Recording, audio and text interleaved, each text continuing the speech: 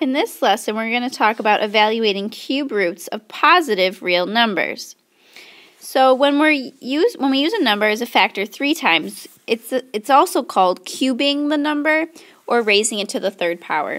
So if I was talking about 4 cubed, or 4 to the third, this is the same as saying 4 times 4 times 4 times 4 3 times. And this equals 64. Now, to find the cube root, it's kind of like just going the other direction. So instead of cubing it, I want to find the cube root of 64.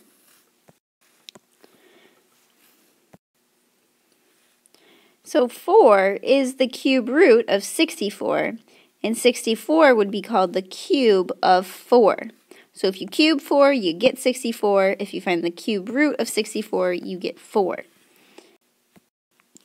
Unlike your squares, you don't have negative 4 is also not the cube root of 64, because if I take a negative 4 times a negative 4 times a negative 4, I actually get a negative 64. So this would not be giving me my positive. Here's a table of cubes. So if we were to take any number in the chart, we could find its cube. So if I take 5 and I want to find its cube, I would have 5 times 5 times 5, which gives me 125. Or if I wanted to take 10, I'd have 10 times 10 times 10 would give me 1,000. But this would also hold true if I wanted to take and find the square root of 343. The square root of 343 is 7, because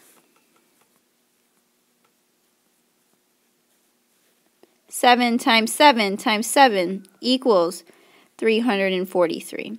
So when we're looking for the cube root, we are only looking for you to report on what that number is that's being multiplied 3 times. We don't need, it's not true to say that the square root of 343 equals 7 times 7 times 7 times 7. That would not be accurate.